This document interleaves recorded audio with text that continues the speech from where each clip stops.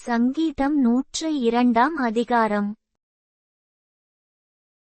கர்த்தாவே, என் விண்ணப்பத்தை கேளும், என் கூப்பிடுதல் உம்மிடத்தில் சேர்வதாக. என் ஆபத்து நாளிலே உமது முகத்தை எனக்கு மறையாதேயும், உமது செவியை என்னிடத்தில் சாயும். நான் கூப்பிடுகிற நாளிலே எனக்கு தீவிரமாய் உத்தரவு அருளிச் செய்யும். என் நாட்கள் புகையைப் போல் ஒழிந்தது, என் எலும்புகள் ஒரு கொள்ளியைப் போல் எரியுண்டது. என் இருதயம் புல்லைப் போல் வெட்டுண்டு உலர்ந்தது, என் போஜனத்தை புசிக்க மறந்தேன். என் பெருமூச்சின் சத்தத்தினால் என் எலும்புகள் என் மாம்சத்தோடு ஒட்டிக்கொள்ளுகிறது. வனாந்தர நாரைக்கு ஒப்பானேன், பாழான இடங்களில் தங்கும் ஆந்தையைப் போலானேன். நான் நித்திரையில்லாமல் வீட்டின்மேல் தனித்திருக்கும் குருவியைப் போல் இருக்கிறேன். நாடோறும் என் சத்துருக்கள் என்னை நிந்திக்கிறார்கள், என்மேல் மூர்க்க வெறி கொண்டவர்கள் எனக்கு விரோதமாய்ச் சாபம் இடுகிறார்கள்.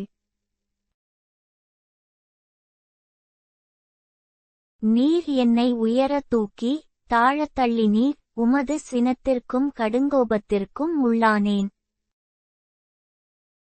ஆதலால் நான் சாம்பலை அப்பமாக புசித்து என் பானங்களை கண்ணீரோடே கலக்கிறேன். என் நாட்கள் சாய்ந்து போகிற நிழலைப் போலிருக்கிறது, புல்லைப் போல் உலர்ந்து போகிறேன்.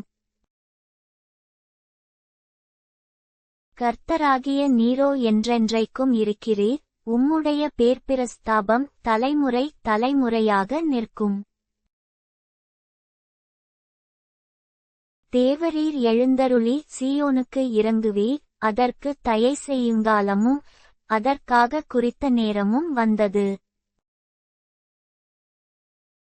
உம்முடைய ஊழியக்காரர் அதின் கல்லுகள் மேல் வாஞ்சை வைத்து அதின் மண்ணுக்கு பரிதபிக்கிறார்கள். கர்த்தர் சீயோனை கட்டி தமது மகிமையில் வெளிப்படுவார்.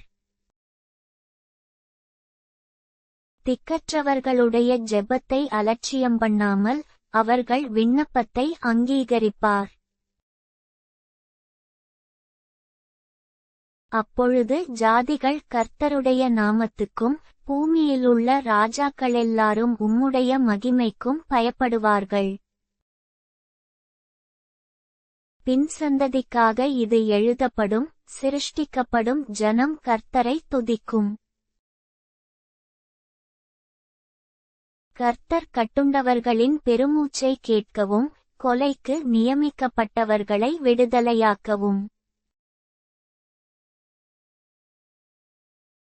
தம்முடைய உயர்ந்த பரிசுத்த ஸ்தலத்திலிருந்து பார்த்து வானங்களிலிருந்து பூமியின்மேல் கண்ணோக்கமானார்.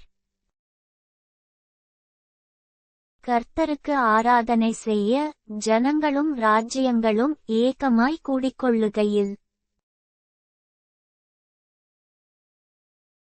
சீயோனில் கர்த்தருடைய நாமத்தையும் எருசலேமில் அவருடைய துதியையும் பிரஸ்தாபப்படுத்துவார்கள். வழியிலே என் பெலனை அவர் ஒடுக்கி என் நாட்களை குறுக பண்ணினார். அப்பொழுது நான், என் தேவனே, பாதி வயதில் என்னை எடுத்துக்கொள்ளாதேயும், உம்முடைய வருஷங்கள் தலைமுறை தலைமுறையாக இருக்கும். 25 நீர் ஆதியிலே பூமியை அஸ்திபாரப்படுத்தினீர், வானங்கள் உம்முடைய கரத்தின் கிரியையாயிருக்கிறது. அவைகள் அழிந்துபோம், நீரோ நிலைத்திருப்பீர், அவைகளெல்லாம் வஸ்திரம்போல் பழமையாய்ப்போம், அவைகளை ஒரு சால்வையைப் போல் மாற்றுவீர், அப்பொழுது மாறிப்போம்.